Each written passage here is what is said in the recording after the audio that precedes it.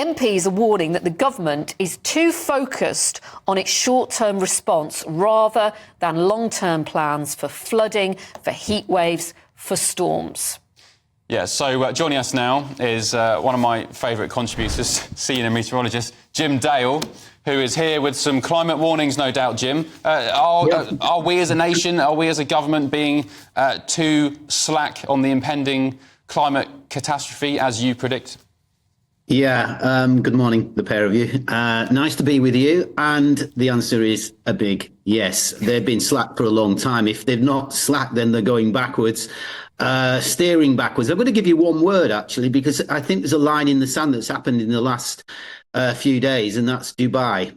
A huge event to a very, very modern city, cataclysmic type flooding.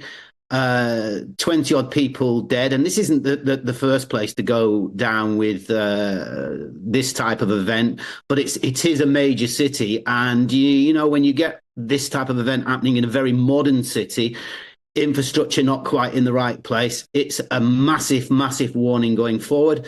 And I think this is what the MPs have tagged on to, not just this event. Well, Jim, sorry to interject. You and I both know Dubai has been messing around with weather modification. They've been cloud seeding, which for anyone who doesn't know what that is, it's basically trying to encourage and creating artificial rain. So how do we know that this flooding, it was 18 months worth of rain in just one day, how do we know that wasn't attributed to cloud seeding? Because the UAE government has said they were doing cloud seeding in the days before this incident.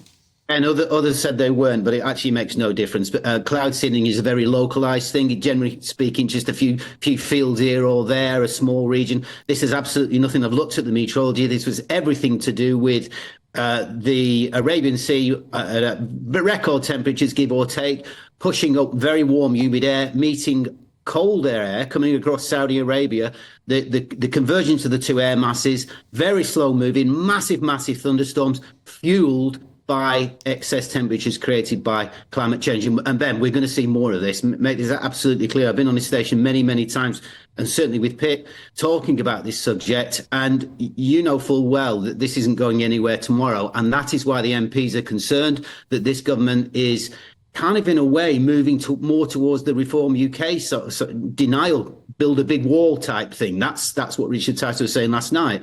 I'll meet him on another occasion and talk to him about that one. Well, no one denies the climate's changing, but how many more tax pounds or civil liberties do you want us to give up to how many, Ben, how many do you want to lose? Because the loss is going to be bigger than anything that we spend. And that's the point. And that's not just my words. That's Deloitte, the big financial firm. They know that this is going on. They're putting the cost into billions, and we're already seeing it around the world. Eyes wide open, not eyes wide closed. We've got to be seeing what's going on, not just in our own country, which is kind of, sometimes it gets us, sometimes it doesn't.